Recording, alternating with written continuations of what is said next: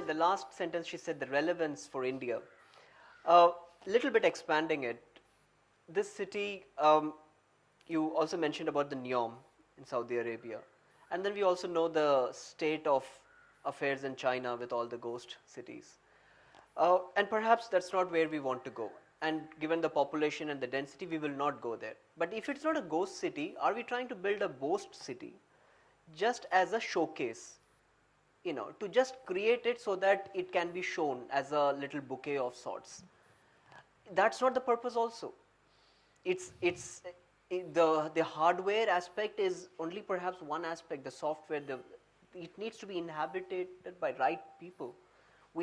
This needs to be, the construction itself needs to be an invitation for the right kind of people to come and make Auroville their home. And juxtapose this with the development of Pondicherry, which is expanding. She said we are not territorial, we are far more territorial, and even with our Auroville experience.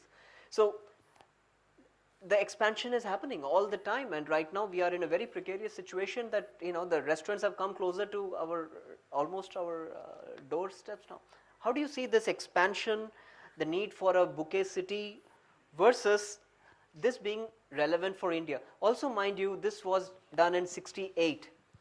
And after that, India in 90s picked up. Had it been already, if in 91, if it had been like living city for 20 years, that would have been a great model for all the 400 cities which are being planned under smart city.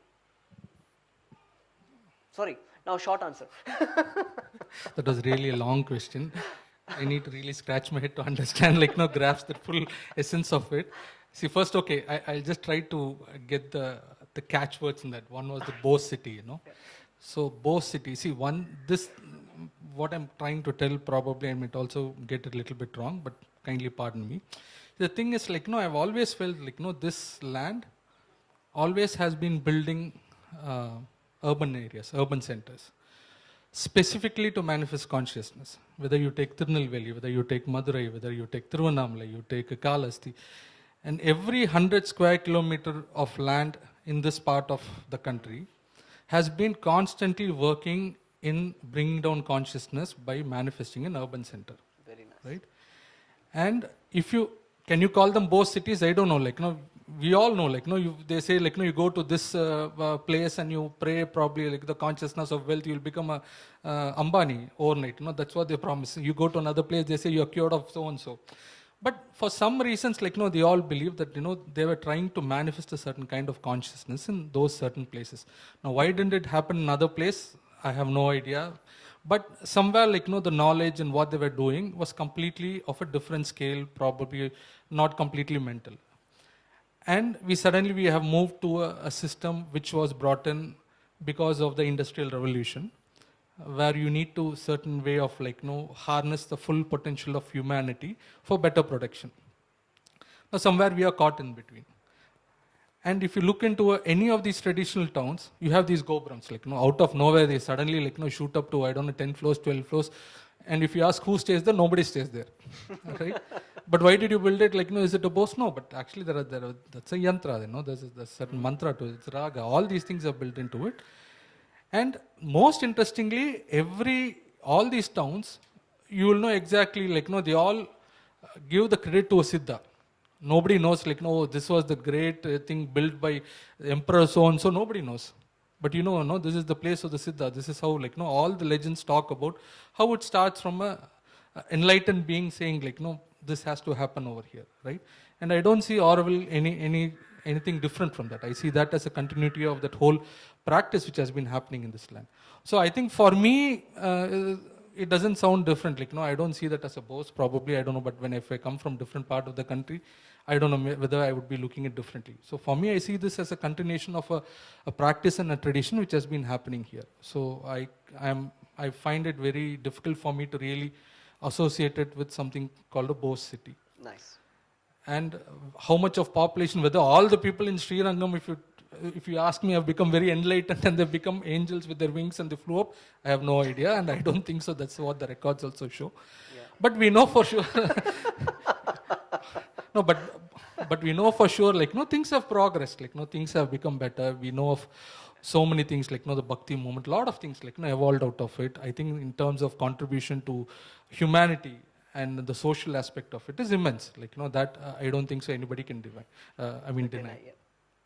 So I see Orwell definitely in the same sense. Like if you have a great human, like great person, an enlightened being saying like this is what I want, and I don't have the capacity to really even understand the knowledge. It's like I'm a third standard. They are a PhD, double doctorate. And yes, I have to. And if they are my teacher, I just go with it, right?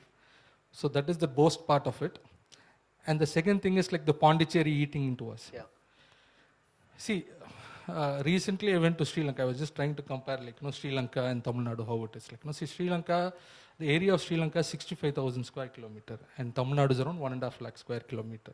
But if you see the population of Sri Lanka, it's only 2.2 crores.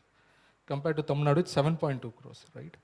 And you used to wonder, why is it so clean? Why are people so calm? Why is it like, but actually you could see like the amount of pressure this land is actually having, right? And I always thought in the map, oh, Sri Lanka is a separate country. Like, it is supposed to be a big one. Yeah, it's great. It's nice. Like, fantastic. Like, the same language they speak. People look the same. I always feel like home when I go there. But actually, you can see like, there's so much of stress which is actually here, in terms of the urbanization and everything.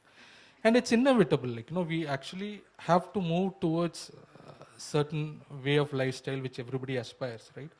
Now, what that quality and quantity, that is not in our aim. And I think these are the things which actually what Orwell tries to take things forward, right? Can we have a holistic society? Can we have a society which generates wealth? What is really, I find it very soothing for me is to understand, like, mother, when I read the things, she talks about how it generates wealth, like, how the best kitchens are provided, how the best stadiums are provided, the best of everything, like, it's like, she really wants to live life to the fullest, like, go live it, like, be the best artist, be the best creator, be the best architect, you do it, like, explore, like, you get challenged by the best people, everybody's sitting over there, right? And what is that wealth which, the output of that is an immense amount of wealth which will be generated. When you have all these exceptionally, focused people, who are really committed, definitely you're going to generate wealth. But what is the need of it? That is something which Orwell is the only place probably defines it completely different than an outside world. So with the current thing, it's a no-brainer. Like, Pondicherry has already come to a doorstep. All the other places, villages have already come to the doorstep. And we don't have any authority, and I don't think so we should be the people to say, like, no, you are not supposed to get in, right? So we all have to share this landmass. We all have to share that resources. Now, how do we do it is the key challenge. And the onus lies on us to define who we are. Now, it's only that we haven't defined, like, we haven't clearly told what we are to the people. Probably when we clearly say, they might be respectful, probably, like, they will empathize, or they would like to follow our principles, like, we don't know what it is. So it's a ticking time bomb that we should only be solving, like, putting it and asking Pondicherry not to come towards us and other villages not to come towards us is not going to happen. And last point, relevance to other smart cities and other city town planners in India or elsewhere, even global south. I'm not such a big fan of smart cities, because for me, smart city is like you have a very tired and somebody. When they say smart, it's only smart technologically. No, for me to compare, it's not reference to the people. Yes, for me to compare, it's like, somebody is really sick, like, you put them in all the smart gadgets to monitor your health. The blood automatically gets pumped, the oxygen comes automatically, it's all artificial. No, that's actually not what we are looking. Orwell, I think, aspires to be a young, youthful, like, somebody in the team. That's how I look at it, like, who is very agile, energetic, lively, happy. Yeah. That is the smartness I'm looking at, like, not the smart city of pumping your body with all the steroids and other things. Perhaps if they want to learn something from Orwell, they cannot just emulate the model of Galaxy. They need to also look at the soft aspects of Orwell in a way, no? Of course, because I think that is why it's important to read the Galaxy along with the charter and other things, and and also the dream. Yeah, you tell me one town in the world which says, like, this is the charter of my town. Right. I haven't identified anything which says this is what you have to be, somebody from Holland, or this is what, like, somebody has to be from London or has to behave like this. I don't think so any other city says that, right? Yeah.